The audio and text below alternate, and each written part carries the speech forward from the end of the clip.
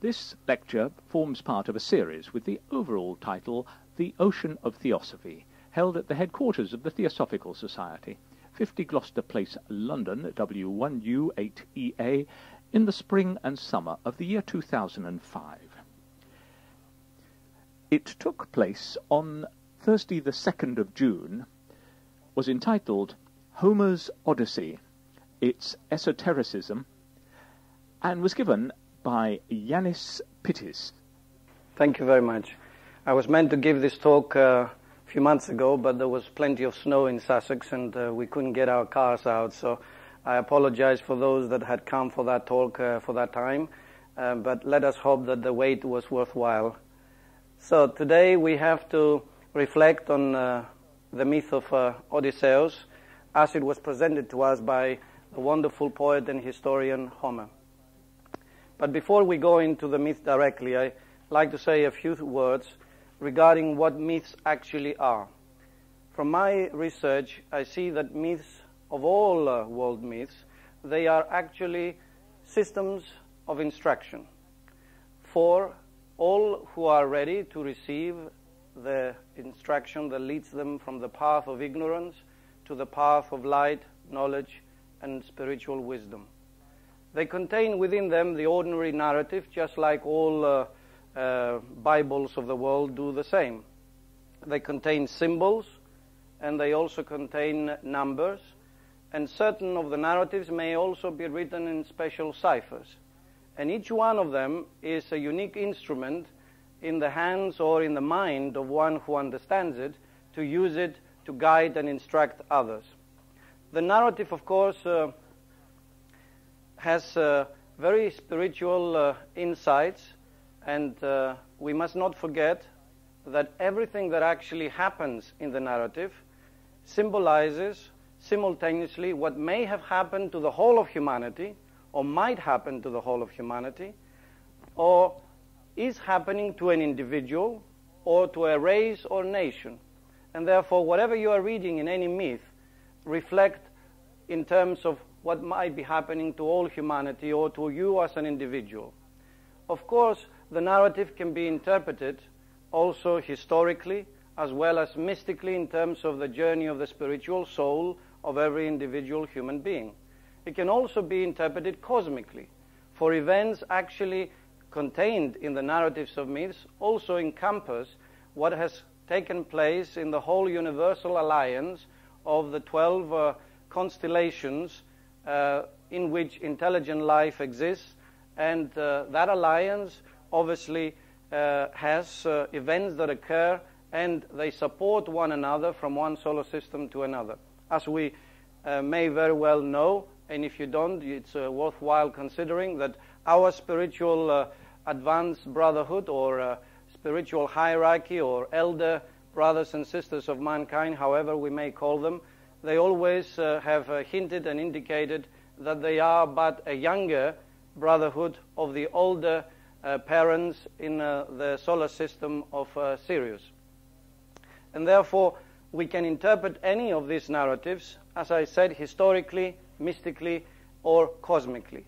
I will concentrate today predominantly on the mystical interpretation. Howsoever, I will bring in elements of the cosmic and the historical as well. Mythology, indeed, is containing the truths of one age that become the myths of the next age. They veil and simultaneously reveal those truths. They veil it to those who are not ready and not prepared and do not have the keys for interpreting, and they reveal it to those that do contain those keys. There is a special actual language, and the symbols are, as Madame Besson said, they are outward and visible appearance of the inward and invisible reality of those truths that they represent. And numbers are but principles upon which the whole edifice of creation in the manifested universe has been built.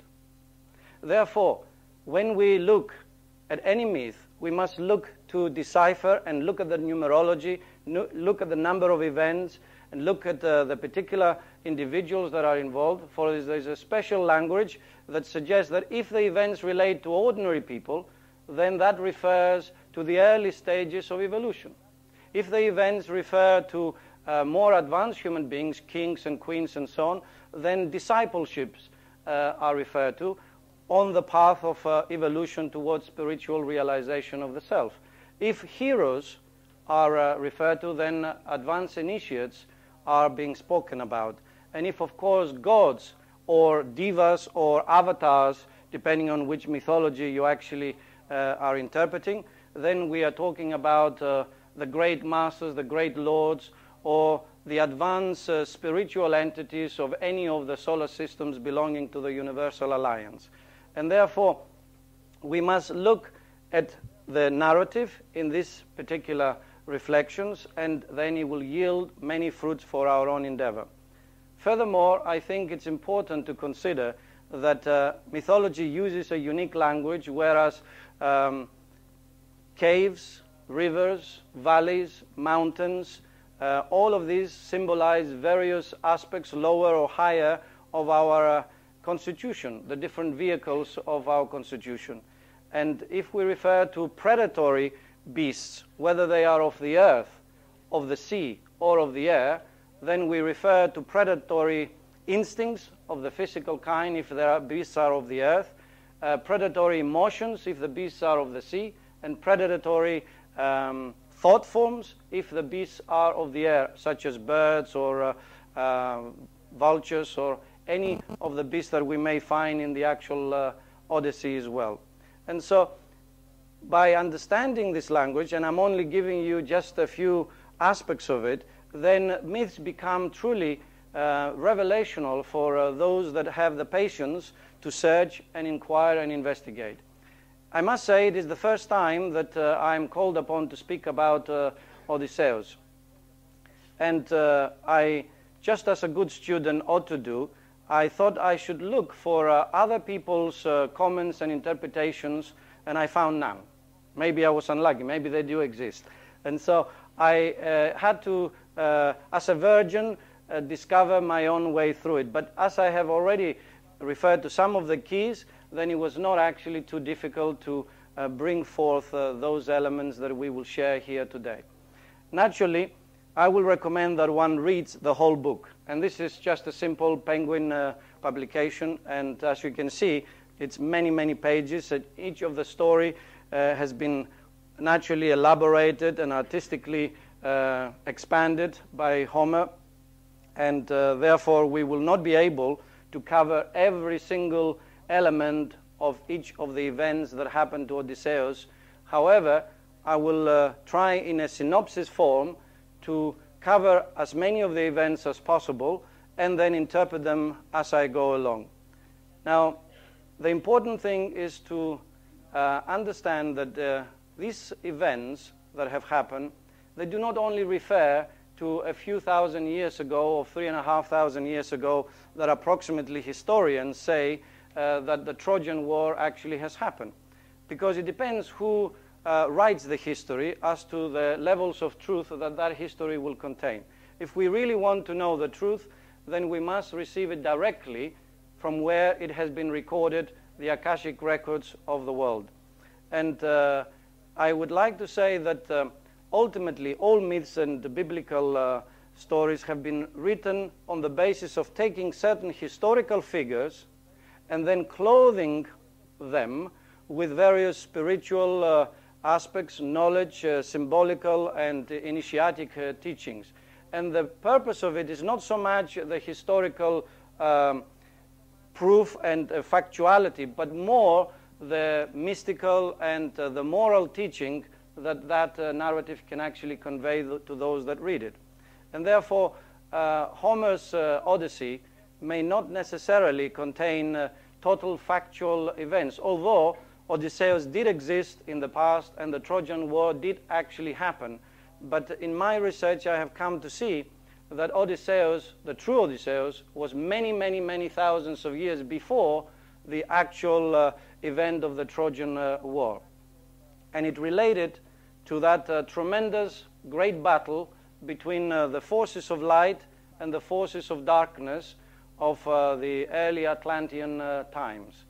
And therefore, we must look in relation to the interpretations in that light. Whoever writes history and suggests that the Greek influence only spans 2,000 or 3,000 years is mistaken. There are actual evidence in a place called Petranola in Halkidiki. A skull has been found of over 1 million years old, dated by scientists, and it is in the Museum of Salonika. Other skeletons, human skeletons, were found there of several million years old. And therefore, when we speak of the ancient Greek history, we must seek to identify the earlier events as well as the later so-called golden age of the philosophers, which is only 2,500 to 3,500 years ago. It's important to also reflect that the ancient Greeks were inspired by beings from other solar systems. The proof of that lies in some of the findings that exist in the various museums.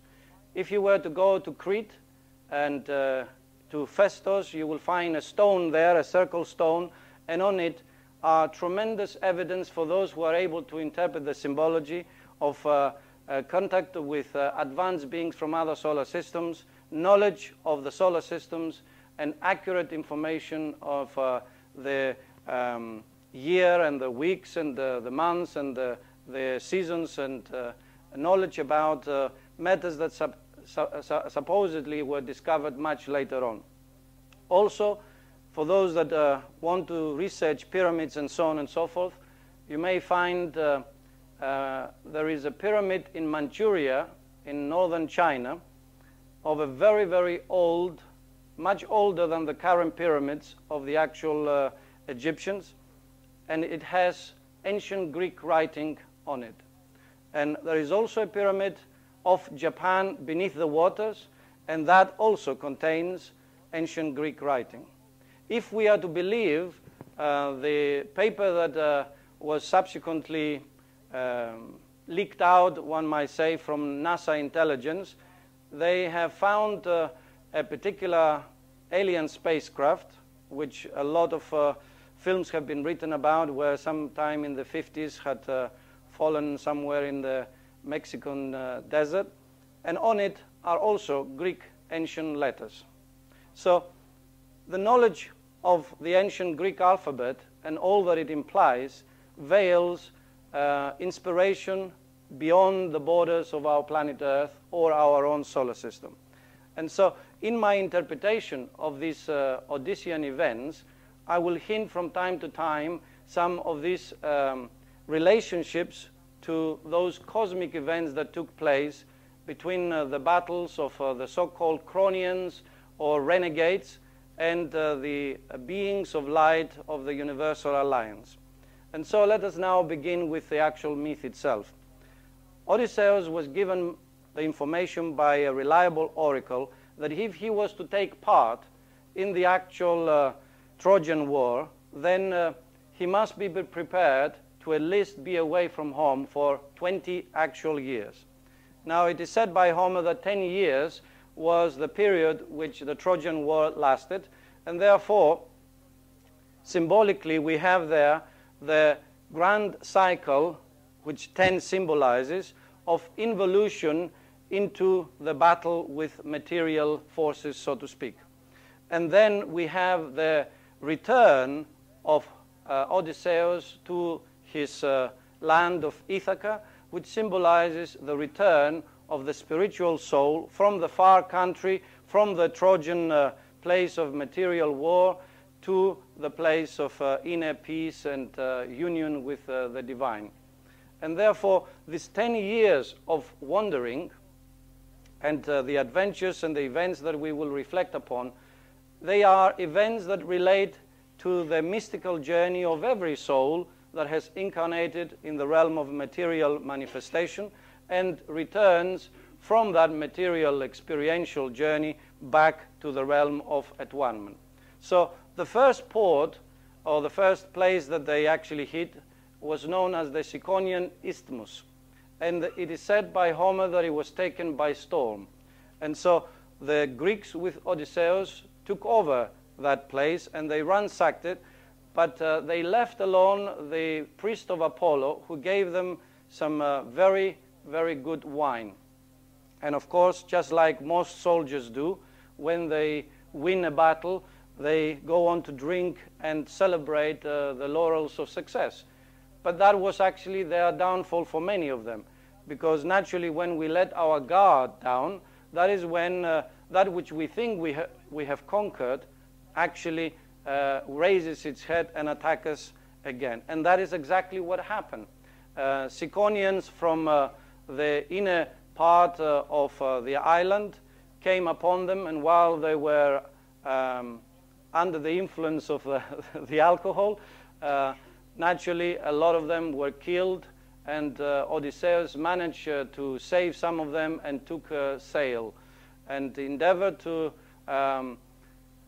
go through the island of Kythera, around the island of Kythera, and bypass the acrotiri of Melos, and then sail for Ithaca. But unfortunately, strong winds push him out towards Libya.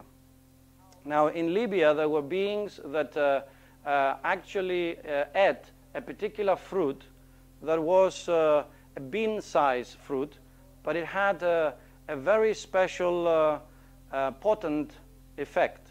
He who ate that fruit suffered loss of memory. And therefore, because it took 9 days, or the cycle of 9 months, or the cycle of the initiate, which is the number 9, we can be given the hint that this, on the one hand, represents some kind of initiatic event, or the actual 9-monthly cycle where the soul incarnates into physical materiality and naturally becomes forgetful. It eats of the fruit of forgetfulness of its own source and its own realm of emanation. And so, first of all, Odysseus cleverly sent 3 soldiers or sailors as a patrol, but they fell to that eating of the fruit, and they never came back because they didn't remember what was their purpose. Their purpose was to go and search and see if it was safe for everybody to land, get provisions, and still take off. And therefore, he himself, once again, had to go and, by force, Homer says, actually save those 3 and refrain from eating of that forgetful fruit.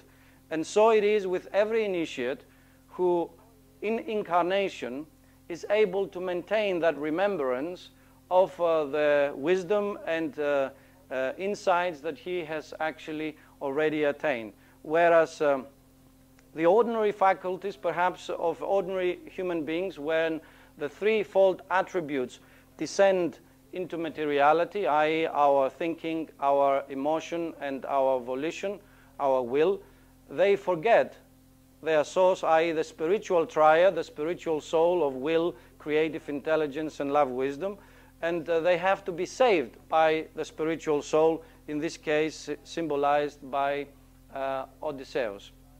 Naturally, once he got some provisions, he set sail from that place, and he landed in the land of the Cyclops. He found with his comrades, he took 12 of them this time.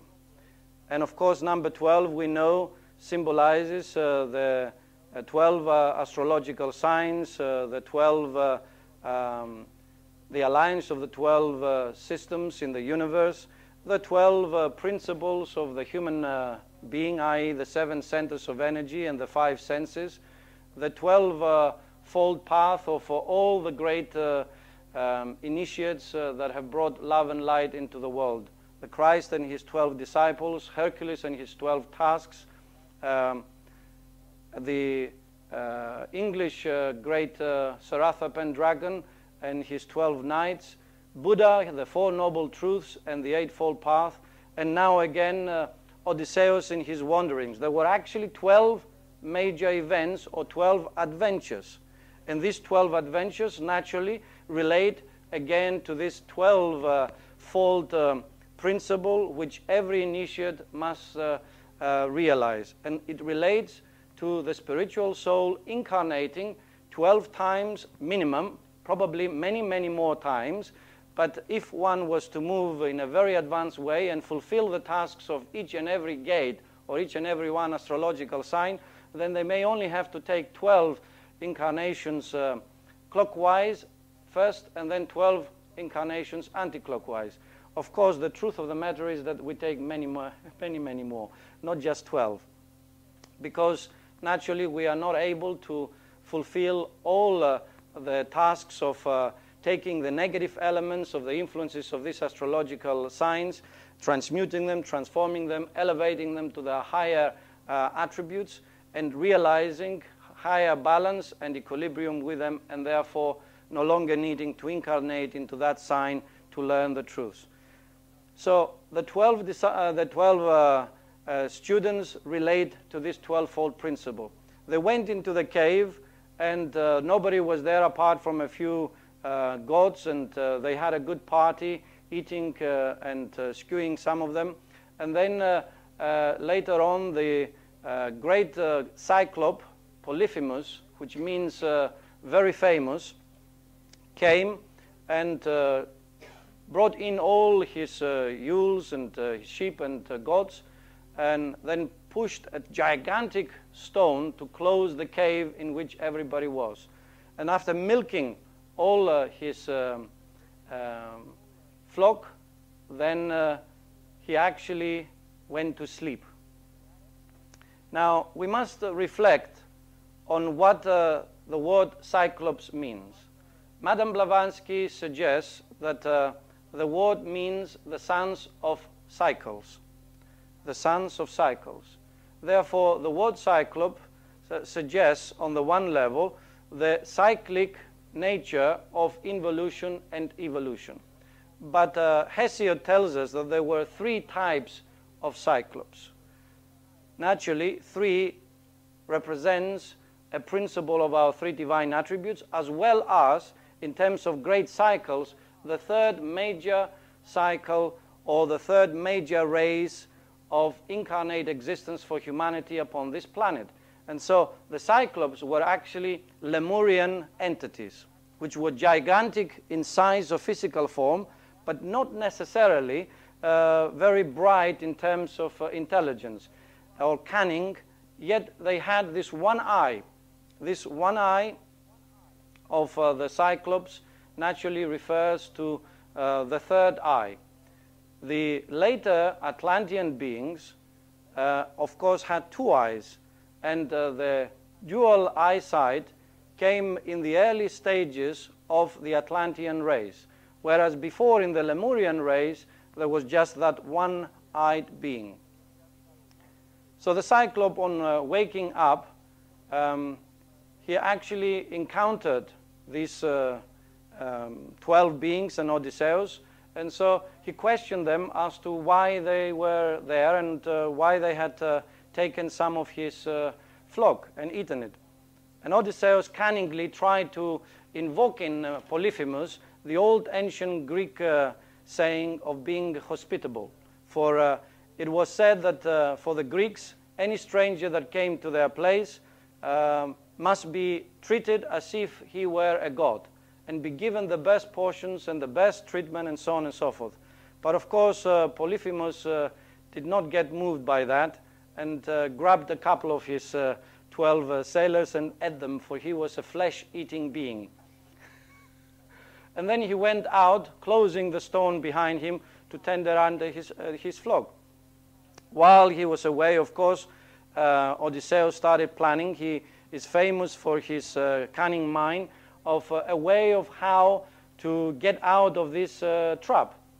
And so when Polyphemus came back, he gave him to drink some of that beautiful wine that the priest of Apollo had given him. And of course, he liked it very much, for before that time, all he had, it was pure milk from his ewes and sheep, and therefore he immediately succumbed to the influence of alcohol. And so, pleased by Odysseus for giving him the wine, said to him, "Well, I shall eat you last," if that was any consolation. And so he ate a couple more of his companions, and then heavy stomach went back to sleep. But During the day, while he was absent, Hercules managed to find a long, huge, big stick, and with his remained helpers, when Polyphemus was asleep, actually blinded the being in his one eye. Now, the blinding of the one eye naturally has a symbolical meaning, and it is the atrophication of the third eye of the human beings, because they are in the movement from that intuitive and third eye race of the Cyclops. The Atlanteans were much more intelligent and sentient, but did not have, as we said, the one third eye. This third eye will be reawakened again to a full advancement on a higher arc and a higher level when we reach the main 6 rays. So the third rays had it, and the 6 rays, a double 3, will also have it, but it is the 6 main rays. It is beginning to be triggered now in the arrival of the 6 sub-rays of the 5th main rays. We are now in the Aryan rays, which is the Teutonic, the 5th sub-rays, and the 6 sub-rays of the Aryans is already forming, but not in a particular locality as it was before, not in a particular race as it used to happen before, not in a particular nation, but in the whole of mankind, beings who are awakening their intuitive faculty, whether they are black, yellow, or white, or brown, or whatever race or creed, they are belonging to the initial stock of the 6 sub-rays. And out of those that evolve to a high level will be taken the genes and the beings and the intelligences which will form the beginning of the great 6 main rays which will come in the distant future. And so the time of the wine drinking of Polyphemus had, of course, asked Odysseus what was his name. The cunning intelligence of Odysseus, instead of telling him the truth, said to him, "My name is Udis." Udis in ancient Greek means nobody. And so when he woke up from the pain of being blinded, he started shouting for all the other Cyclops to come for help. And they asked him, well, who is bringing the trouble? And so he said, nobody. And so, of course, naturally, they thought that he was just having some fun, and they didn't respond. And so, in that way, nobody came to his assistance, to his help, and Odysseus, with his 8 leftover beings, had devised a beautiful plan of actually hiding under the rams, and under, well, the smaller ones had to hide under sheep or whatever they could find, or goats. But Odysseus, being quite a bulky and very physical being, had to find the top, the greatest, the biggest ram, and hide underneath it. And so they knew that at some point Polyphemus would have to get all of them out for pasture and to continue his living. And so they knew that they could not move this gigantic stone even if they tried all together. Only he, with the great gigantic power that he had, could move it. And so it happened. He moved it, and he stood right at the front of the cave. And of course, as the sheep passed under his legs, he will stroke them just in case the clever beings were on top of them. But of course, he didn't realize that they were underneath. He was blind. He could not see it. So each one of them passed under his feet and out, and they were saved, but not without much trouble, because he rushed towards the shore, Polyphemus, and threw a gigantic stone that created massive waves and shattered some more of them. And of course, he asks his father Poseidon if he would send many troubles to Odysseus on his wanderings and in his journeys. And we will find in the next events many of these troubles being provided by the good Poseidon. And of course, Poseidon is the brother of Zeus or Theas, a god of the heights, while Poseidon is a god of the depths of the sea. And so you have the Lord of the heights and of the depths simultaneously, which one is answerable in the realm of manifested existence. Now, The symbolism of the Cyclops also relates to the reality that they build gigantic bodies, they build gigantic cities of massive structures. And the Atlanteans began to create smaller structures, smaller bodies, but more intelligent, more sentient. And so the symbolism of the ram has to do with the passing of the fruits of the intelligent life of the previous cycle to the new cycle. So the previous cycle being the cycle of the Taurian, now there was the movement into the cycle of Aries. And so the ram is the symbol of Aries, and therefore the mystical interpretation of that drama relates to that movement. The milking of the ewes by Polyphemus symbolizes simultaneously the reality that all human beings milk the fruits of one age and become the structures and the foundations for the discoveries of the new age. Every research that you actually do or anyone has done always has milked the fruits of the previous researches that might have been on that subject matter.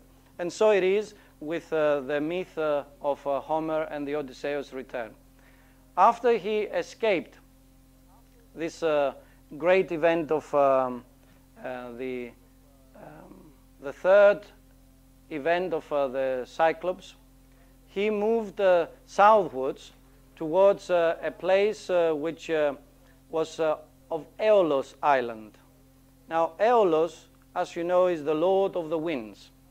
So, as every initiate must master the winds of change, must learn how to cope with the changing events of the different cycles, so Odysseus landed on that island, and he was welcomed by Aeolus, the lord of the winds, and he was given plenty of instruction, and he was shown how to bind all the winds into a beautiful leather bag and tied with a silver thread.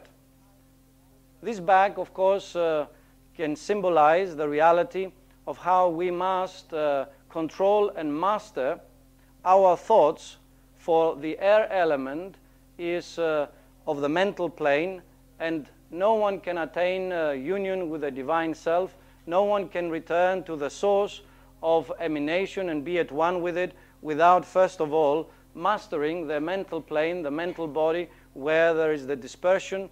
For the principle of mind is the differentiating principle, and so there is a direct antithesis. If you are moving towards unity, yet you have this active and uncontrolled lower mind which tends to differentiation and separation, then you are working against yourself. So Aeolus had taught Odysseus how to master the binding of these thoughts, or the calming of these thoughts, meaning symbolically the winds, and therefore be able to use the appropriate one to sail through towards the land of Ithaca, which was his home. But of course, when he fell asleep, the companions, thinking that there was special wine in that leather bag, which he was holding only for himself, opened the winds, opened the bag, and the winds escaped and created huge, gigantic waves, and eventually Odysseus found himself back at the land of Aeolus. This time, of course, Aeolus was not as hospitable as he was before. He said, for one whom the gods do not favor, then I cannot give further instruction. And so they had to actually manage of their own accord.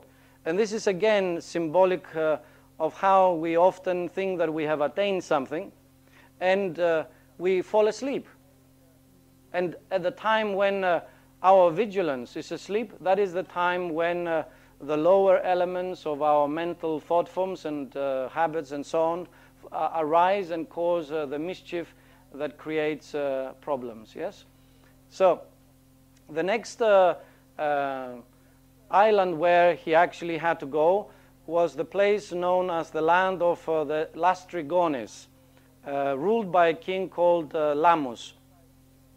Various writers suggest that this was around Sicily, but the hints that are in the narrative by Homer cannot really substantiate that truth. We need to seek further afield. For it is said by Homer that Odysseus landed his ship in the port of Telepilus. Now, Telepilus means the far or distant gate. And this distant gate, I would suggest that it was more like Gibraltar. And passing through the gate of Gibraltar, the faraway gate, he entered the Atlantic Ocean. And furthermore, the narrative suggests that when they landed, they found there beings who were shepherds, and these shepherds were during sunset on the way back, and they met with those on the sunrise that were going outwards. Which kind of land has the midnight sun? Naturally, North Atlantic lands, such as Iceland, and so on and so forth. So it could not possibly be Sicily, because that hint does not have proof, whereas the place of Iceland or any other northern land in that further afield suggests that. Now, these beings were also flesh eaters, and they set upon his sailors and attacked them and ate many of them. Now, the symbolism of flesh eating is, of course, dual in nature. On the one hand, suggests corrupt authority of the previous older cycle, because always when a particular cycle comes towards the end of it, then there is corruption. That is why nations rise, they build great monuments, great things, and then through familiarity, through indulgence, through corruption, they fail. And so we're talking about corrupt authority that feeds upon the energies of the slaves or those that they actually use. The principle of exploitation. And the principle of exploitation actually is very ripe currently in our time, when we are coming towards the end of the fifth subrace. And if you explore the great conglomerates of the world and how they exploit the labor of legal slavery of China and India and various African countries, then you will see the principle of flesh eating or energy exhausting that was being referred to, which Odysseus had to handle and deal with. On the other hand, we must also reflect on the inner mystical reality of what kind of corrupt ideas or concepts are eating our flesh, eating our energies, consuming our own substances, and review them and see the reality of that and expel them out of our way of living and our attitudes. And so, furthermore, we may also refer to the principle of time and how time eats the flesh of manifested existence. For everything that is born in time also has an end in time, and therefore the flesh-eating beings could be aspects of time which all manifested material existence is subject to, and all gets consumed eventually by time in the various cycles of incarnation and discarnation. The next event, and I'm trying to rush through because I'm conscious of time, but remember, you should read this. It's a magnificent book, and it's got far more elaborate symbols and stories which I cannot cover in 1.5 hours or whatever we might have here today, 45 minutes to an hour before we have a break for some questions later, the whole of the book with all the detailed symbolism. But I'm trying to give a synopsis and give some hints and suggestions of how we may interpret them, and then thereafter you may do your own research or ask further questions, and we can go a bit deeper into it possibly another time. So the sixth task or adventure in Odysseus' wanderings was the island of Circe.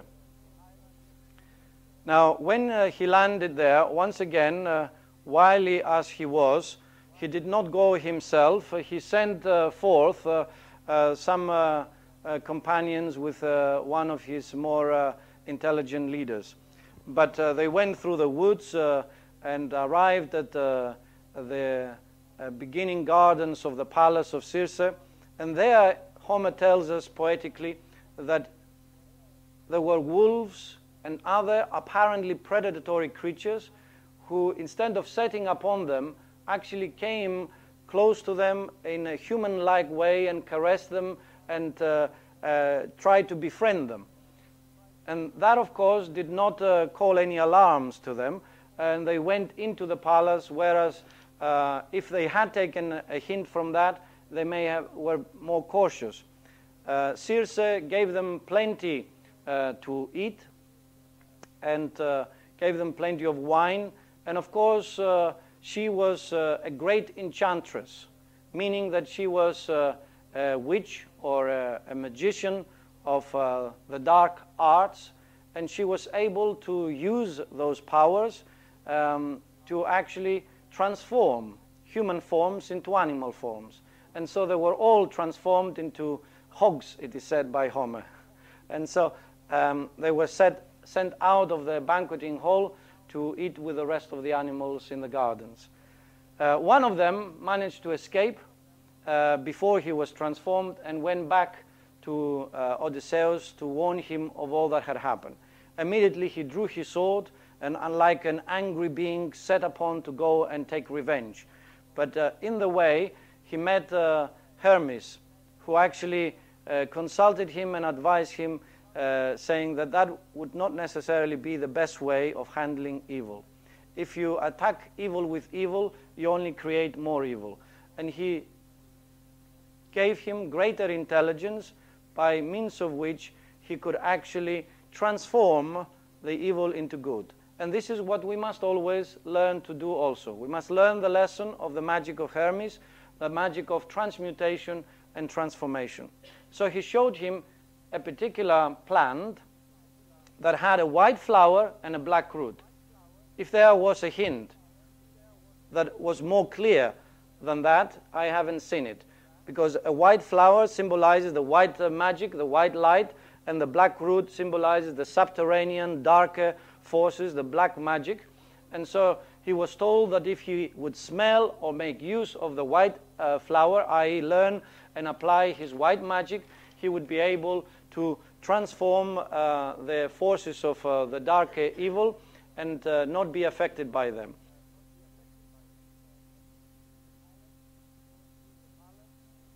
To the palace, and of course Circe again welcomed him like before, gave food to him and his companions, and gave him wine, but all her spells did not work. And so, completely dumbfounded, she fell on her knees and asked for forgiveness, for she realized that she was dealing with somebody superior of intelligence and initiatic understanding, and naturally an advanced initiate will not be influenced by any bolts of or suggestions or forces of evil kind. They will just bounce off from his aura and will not actually affect him whatsoever. And we must learn to know that the greatest protection against evil is our own purity and our own divine wisdom that we incarnate in manifestation. And then evil forces cannot touch us, cannot influence us. And so he actually extracted from Circe on the basis that if she did as he requested, he will stay with her for a period of time.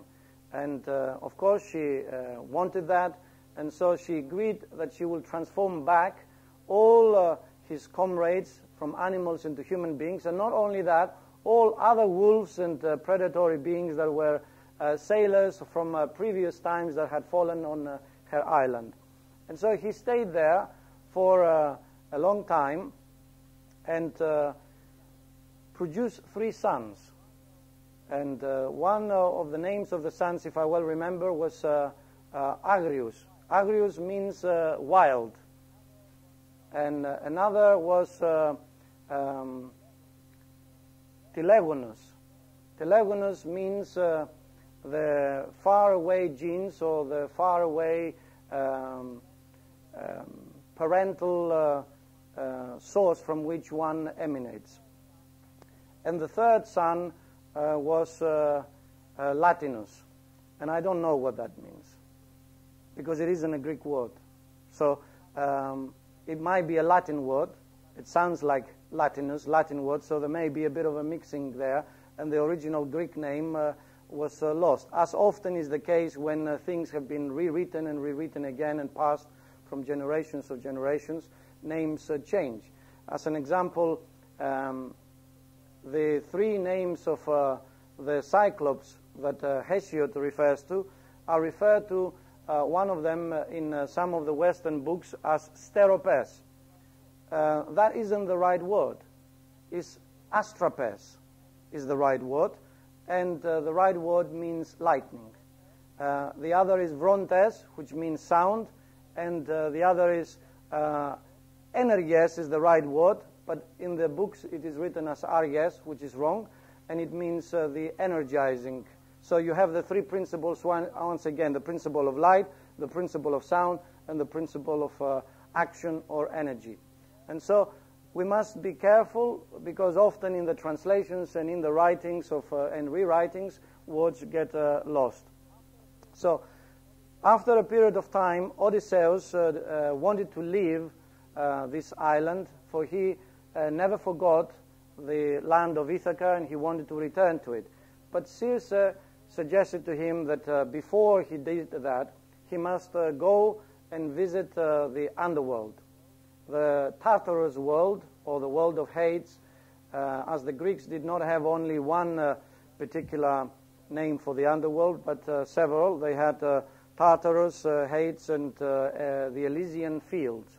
And of course, depending on whether you were a crude, lower intelligence or a more advanced heroic intelligence, you will find yourself after the death of the physical form either in the Elysian fields or in the Tartarus lower fields of the other dimension.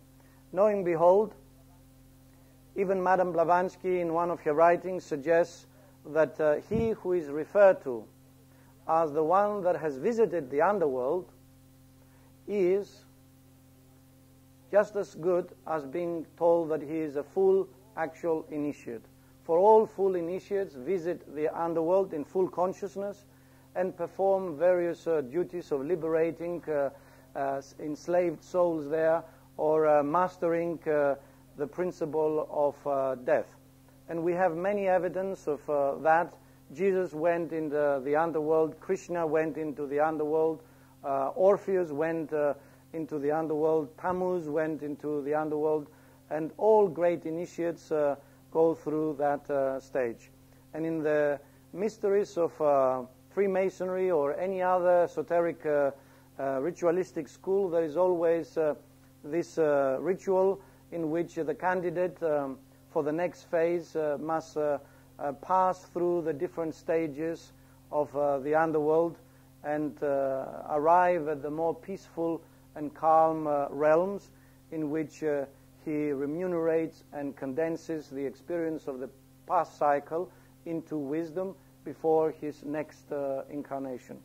And so, knowing, behold, Odysseus descended, met first of all some of his warrior companions, such as Agamemnon and Achilles, and he was able to give them some knowledge of the earthly world.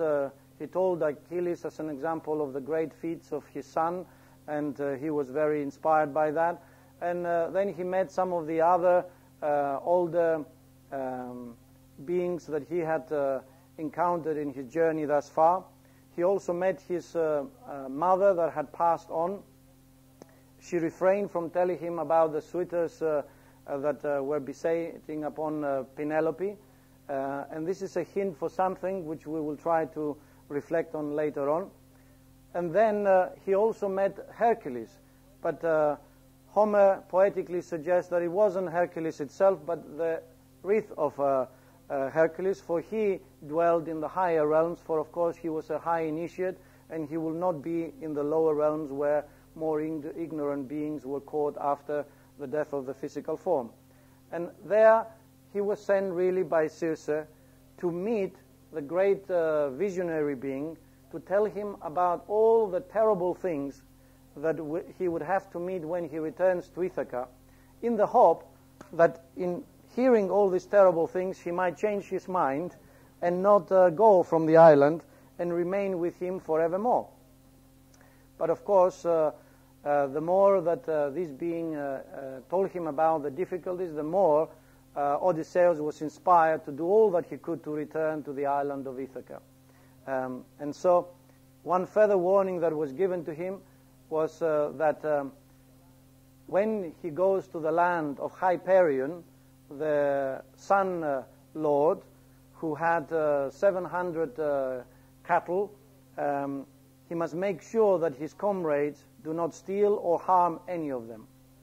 Odysseus listened, and of course, after all that information, he went back to Circe, and as she had promised him, she gave him all the materials, and he got ready to sail. But she warned him that he must be very careful of these magnificent beings known as sirens or sirens. Sirens who were beings of beautiful, magnificent, Aphrodite-like beauty of faces, but feather-like bodies of birds with great claws, and they will sit on the rocks of the strait that he had to pass, and they will sing so much in a magnificent, melodic, and haunting and enchanting way that no sailor could avoid actually being bewitched by it, and therefore they will devour him. So with that knowledge, Odysseus decided that he will instruct all his sailors to stuff their ears with wax, in the same way as when we don't want to hear any noises when we are in a busy street, we put our wax plugs so that we can go to sleep. So he waxed their ears, not before he told them that he should be tied to the mast of the ship, and no matter what he told them, however many threats he gave them, that he will kill them or he will behead them if they don't release him, they must disobey him. And so exactly that happened. He was tied to the mast of the ship, and he would hear these magnificent melodic sounds and music as they were passing through the straits. Of course, he would exclaim and shout, and verbal abuse of every kind was thrown at them, but they remained true to their original instructions. And so he sailed through. So we must reflect on the symbolism of what these beings actually represent. The eighth task of Odysseus. They represent, of course, corrupt mental elements, but corrupt in what way? In the way of comforts and apparent beautiful, happy things, and these often are more entrapping and more imprisoning for initiates and students on the path than the painful and difficult conditions, because those naturally we want to move out and away from and escape, but the pleasurable comforts, they more quickly ensnare us, because we of course find pleasure in them and find comfort in them. And so the sirens represent the pleasurable and comforting elements of glamorous ideas that suggest that we were Odysseus or Hermeses or Cleopatras or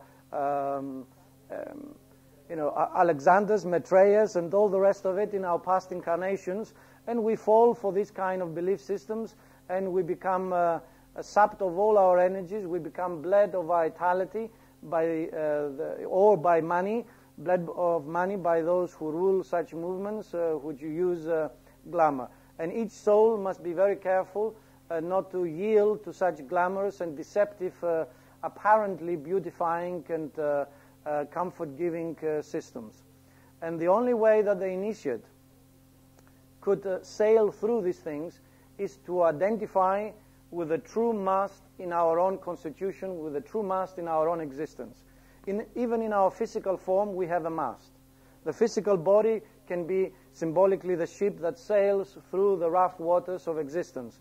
And the spinal column is actually the mast of that ship, and we must be tied in our consciousness to that mast and not fail upon the rocks or the comforting and enticing and glamorous elements of one ideology or another.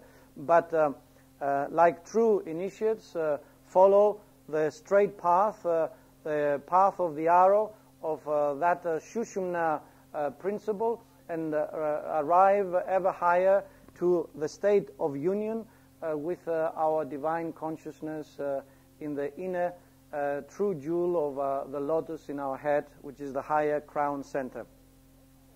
Now, the next phase, the ninth task, also relates to this principle of extremes.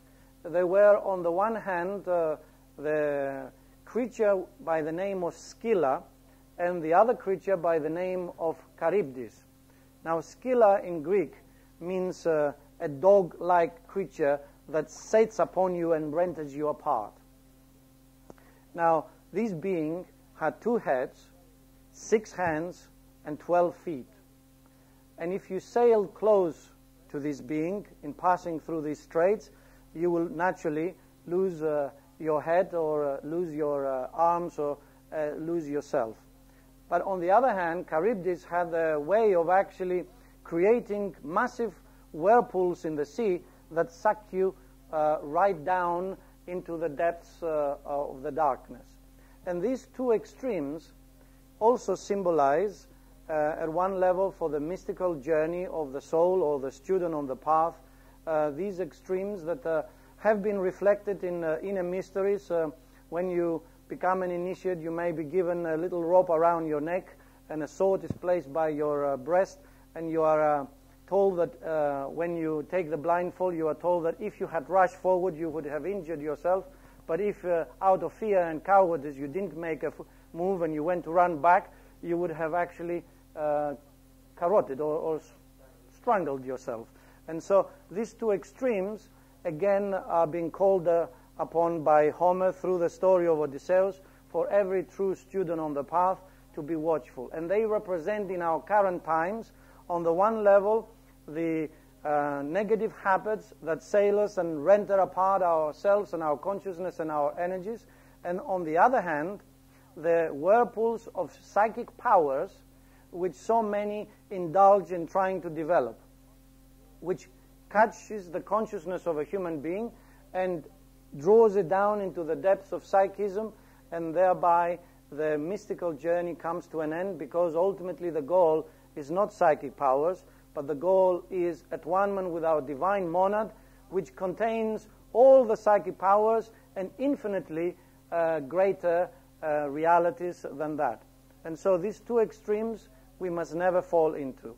Never allow any of our older habits to control and through fear and through indulgence eliminate the possibility for progress, nor indulge in seeking psychic powers that will delay our journey, for it will give us the glamorous illusion that we have attained when in fact we are probably at the very early stages. He who attains true spirituality, the psychic powers come naturally, and then they have the wisdom to use them appropriately. The 10th, how are we doing for time? I have to finish in 5 minutes. The 10th task was getting to the land of Hyperion, as we said, with the 700 cattle. And in that land, of course, the tiredness and exhaustion of having passed through all these ordeals led Odysseus to fall asleep. And naturally, his orders and his instructions were disobeyed, and his comrades set upon the cattle and killed some of them under the excuse and the pretense that when they get to Ithaca, they will build a great temple in honor of Hypericus to honor him, and therefore he would forgive them because of that fact. And this is often the excuse that a ruthless businessman also does when he exploits innocent human beings. He says, well, when I attain, I will build some hospital for the poor, or I will give some great kind of donations which might represent 1/1,000,000th of what he has stolen or taken from the innocent. And so we must be watchful of this reality in ourselves, where how often we justify our little misdemeanors, which might not be as little as we may think. And we justify them by saying, well, when I get to the next step, then I will be really good.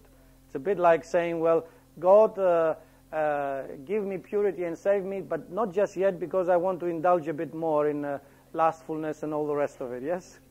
And so this was the justification that they were giving themselves, and we must not fall in the same trap. Ultimately, the 700 cattle represent the 7 great races, the 7 great cycles that all humanity will go through, and ultimately when the 7 great races and the sub-races are completed, then humanity will have attained that status of being at one, being the children of the Son, the children of the Logos, perfectly innocent and pure and realized. It also symbolizes, in some level, the sharing of humanity's karma by the innocent. You may not yourself have deliberately caused a particular karma, which is of a destructive and negative kind, but somewhere in humanity that terrible karma has been created. And because we are one family, then maybe you or me or any one of us who may be innocent of such crimes may also share in part of that evil karma. For ultimately, there is individual karma, family karma, racial karma, national karma, and humanity as a whole karma. And every individual shares in that evil karma that we face in the taintedness even of matter itself.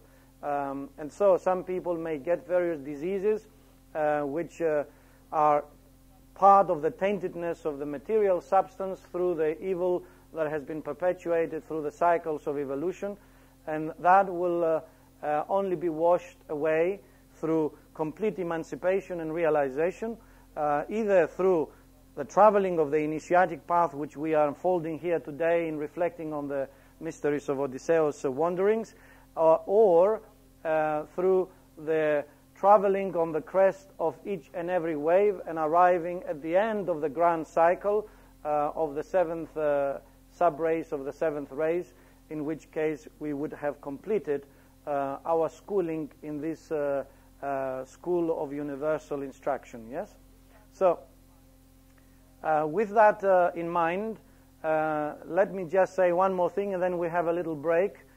We have a cup of tea, and then we can cover the other 2 points and the final stages of the actual homecoming. Because at the moment we are dealing with the 12 events of the wanderings, and then we must deal, of course, with the events of the homecoming, and then finally with the death of Odysseus and the significance of all of that.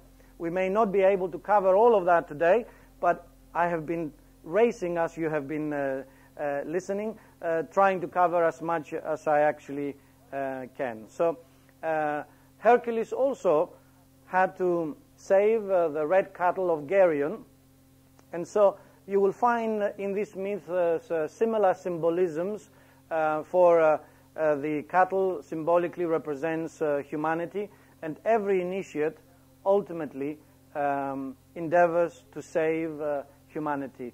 He saves them by the very fact that having attained himself makes it easier for everybody else to attain, and at the same time he returns to alleviate some of the suffering, pain, and ignorance from human beings through taking on board some of that karma and becoming a teacher, a healer, an instructor, and so on and so forth. And so Odysseus had to suffer some of the karmic consequences, for Zeus was not pleased that some of these cattle were killed by his companions, and so he created some problems for him, as we will see later on. So let us have a break for a few minutes, have a cup of tea. Is that okay? Yep. And then we'll go on, okay? Thank you. He left the place of the Hyperion cattle, he sailed towards Ithaca, what he thought was towards Ithaca, but he came upon an island where lived a semi-goddess, a most beautiful creature, most beautiful woman, known by the name of Calypso. It's a very interesting word, because it's a word that says the one that veils, the one that hides, the one that keeps things secret. She enticed him with the mysteries of immortality and youthfulness. And as you know, many a student on the path has gone off the path in search of eternal youthfulness, or the elixir of eternal youth. And if any of the Hollywood women were to find anything of the kind, they will pay fortunes for it. And many a peddler of one or other so-called system is selling them, regeneration of these cells and regeneration of these atoms and so on and so forth, or surgeons with the scalpel, making them look younger with tighter mouths and so on and so forth. Well, Odysseus for quite a while got caught in all of that. Her wisdom and her knowledge and her beauty enticed him. He had 7 daughters. Once again, the number 7, which talks about a whole cycle of 7 phases, or 7 cycles, or the 7 vehicles, the 7 centers, and so on and so forth. And eventually, he became so saddened because she couldn't leave this place that he would sit by the shore and contemplate Ithaca in his consciousness and in his mind. Zeus taking pity on him after all that he had suffered. When Poseidon, his brother, was on a visit to his favorite beings in Crete, because as you know, Minoan Empire and Minos and all the Cretans were very favorite beings for Poseidon. He took special support for them. During that visit, the advantage was taken by Zeus, and he sent Hermes to instruct Calypso that she should actually let Odysseus leave. Of course, if a god requests something from a demigoddess, she cannot disobey, or she gets zapped by Zeus's lightning. So she agreed, and she went to Odysseus and told him that she can have whatever he wanted. He thought it was a trap, but he went along with it in any case. He built a raft, and he could take whatever provisions he needed, and he spent effortless hours doing that. And eventually, when he was ready, he set sail on his raft for the direction of Ithaca once again. But at that time, Poseidon was actually returning back to this part of the world from Crete, and seeing Odysseus created gigantic waves, and Odysseus fell off his raft and down in the depths of the ocean. And of course, as you know, the ocean symbolizes our emotional dimension, our emotional world. And very often, when certain emotional waves come up, triggered by one thing or another, either by so-called superior ideas or inferior passions or whatever, we become engulfed in those emotional waves and drawn downwards into the depths of the sea. And while he was struggling to swim upwards again, at that moment, the goddess by the name of Leucothea came to him in his inner vision and instructed him that he must tie himself around the waist and to the raft, and only by doing that he would survive this continuous gigantic waves that came upon him from Poseidon. He followed her advice, and of course every time he would be submerged, he was able to quickly pull himself back up again along that scarf or whatever we may call it that he had tied around his waist. This, of course, gives us a little symbolism also of the Perseus story, or the Theseus story more likely, who went to conquer the Minotaur in Crete, where Ariadne, symbolizing the spiritual soul, which of course is all pure, gave him the silvery thread which he had to unravel as he went into the labyrinth, where he would kill the Minotaur and thereby then find his way out of the labyrinth. And so in this same way, whereas Theseus performed the task on the physical gross material dimension, we are symbolically given to understand by Homer that this task was done more on the psychic dimension, on the astral dimension, let us say, which the waters of the sea symbolized. And so, once again, Lefkothea means the white goddess. And who is the white goddess other than our own divine spiritual soul, whose body is a body of light and of luminosity? For the soul is light itself, is white light. And therefore, this goddess is his own divine self, the own divine wisdom that instructed him to perform that task and thereby survive the submerged event. However, he was so exhausted that when he landed in the next island, he didn't know where he was. Homer tells us that it was the island of Drepani, and Drepani is actually a Greek word that symbolizes a scythe-like place. And if you look at the island of Corfu, you will see the way it is actually shaped. It's like a drepani or a scythe. And so he had landed there, but he didn't know what it was. He fell asleep. And the people that lived upon that island was the Phaeanians, and this king had a daughter called Nausicaa. And Nausicaa had taken some of her servants and went to the shore by the sea to wash clothes, and when they had done their work, they started playing and making a lot of noise and fun, which actually woke up Odysseus. And so he was completely naked by that time. Everything had been stripped away from him in the struggle to survive in the sea. And so he took some leaves and covered himself, Homer tells us, and he went towards Nausicaa, which he realized was the more beautiful and princess-like being. And he sweet-talked her with all the most magnificent words that he could master in the moment, and convinced her with his tales that she should take pity on him and take him under her protection. She told him that she could not be seen going back to the palace with him, for the ignorant masses will think that something was odd and wrong, and they may actually attack him. So she told him to go in a safe and secure way. She showed him the pathway, and they went forth.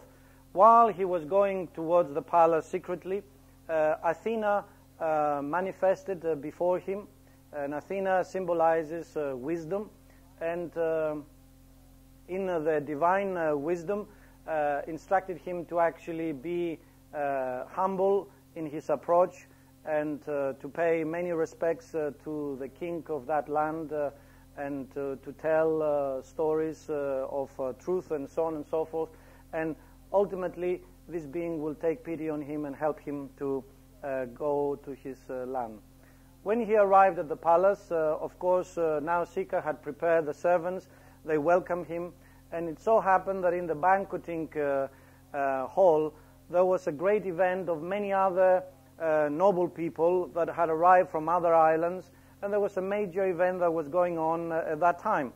And so some sports were taking place, and the noblemen took part in some of these sports, and they performed very, very well. And of course, one of them, as usually is the way, seeing this being that claimed to be Odysseus, went to him and tried to joust with him with words, telling him that, of course, he couldn't possibly be a very sporty man, being that he's just an uncouth sailor. And Odysseus took offense to that, and he said, my good nobleman, your words might be rather foolish, for you know me not, and I can tell you I was very skillful in all the sports arts, and I shall prove you wrong. And so he rose up, got the biggest discus that was there, and hurled it with great power, and it flew and moved further afield than any of the other throws, even though it was the biggest and the heaviest. And at that moment, Homer tells us poetically that Athena manifested in a disguise and shouted to all, it is, even a blind man could actually see that this throw was so much further, all on its own, ahead of everyone else's, for all the others are all in a cluster, that no one could have possibly challenge Odysseus. He was very pleased that he had found somebody who supported him. He still didn't know that this was, of course, Athena, his protector. He was taken favor by the king, and then to repay him for his hospitality, he recounted all the different events that had occurred in his wanderings, and he asked for assistance for a ship to sail for Ithaca. Naturally, the king provided it, and they took him to Ithaca, and there he woke up, not knowing that he was actually in Ithaca, for everyone else had sailed and he was left there alone.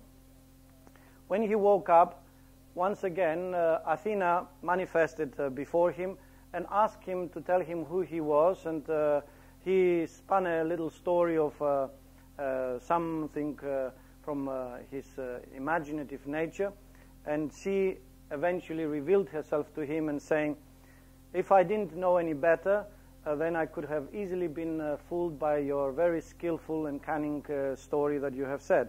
However, I am Athena, and I'm here to instruct you not to present yourself in the palace in obvious ways, for there are more than 112 suitors who are pursuing Penelope, and any one of them and all their armies will sail to annihilate you if they knew that you were here. So you must be in disguise. And thereby she transformed him in an old beggar-like being. And he went forth then in that state, met his great and faithful shepherd, which looked after all his gods, and he didn't recognize him, but he eventually revealed himself to him and asked him to go and get his son Telemachus to come so that they can talk.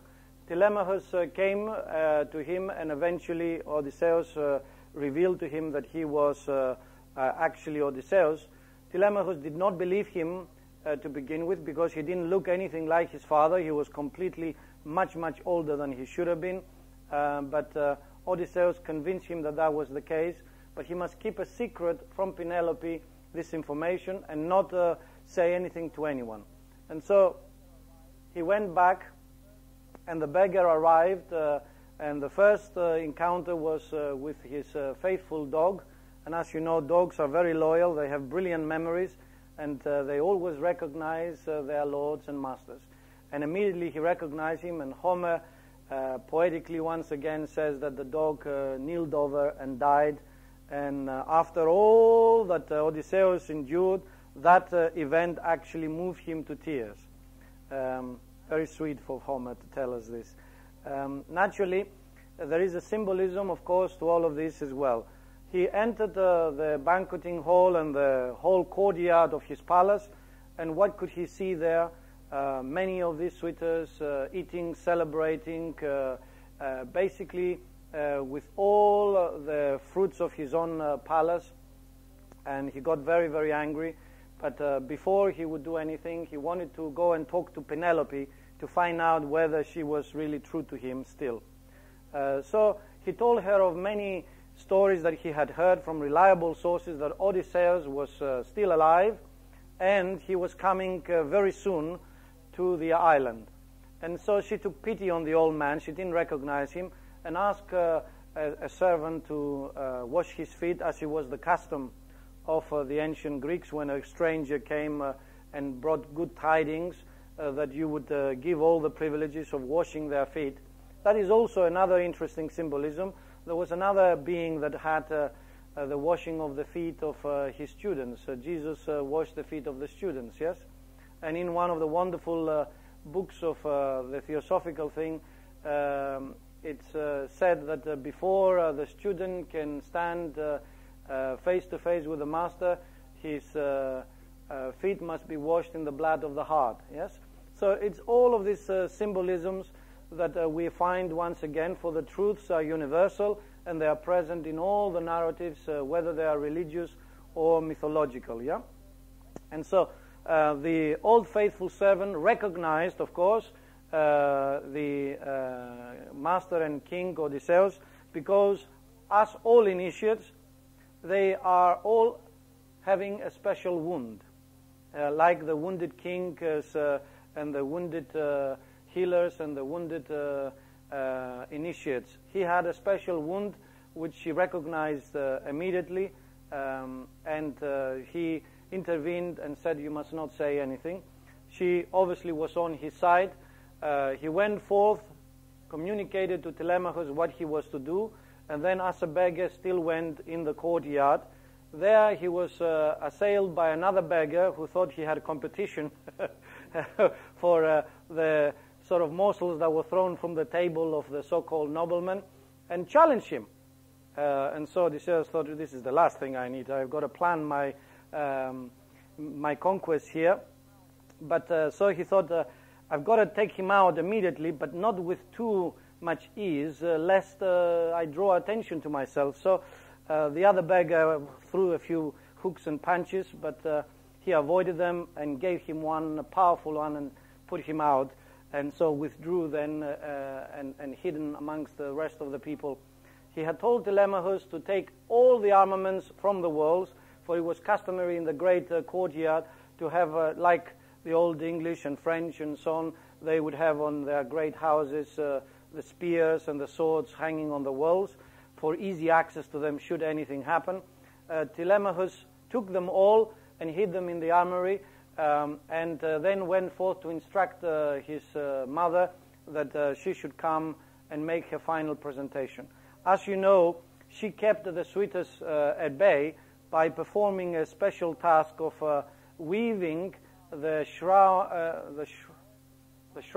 of Laertes, the father of Odysseus, during the daytime, and during the nighttime she will take it apart again. And this again is another symbolism. But of course they got, they understood that that's something was going on, the suitors, and so they kept pressurizing her. And so this time she came out and said, right, I've made my decision. I shall marry the one who will succeed in stringing the bow of Odysseus and firing an arrow through the 12 rings of the axis that will be placed all in a straight line. They all thought this feat will be very easy. And so the axes were set, and the bow was brought in, and every one of them tried to string it, but with no success. The very powerful, stronger one, I can't quite remember his name, he really gave it his all, but he could not do it. He got very angry and threw it down, and Telemachus, his son, took it. And actually he was beginning to succeed, almost. And his angry looks from his father stopped him.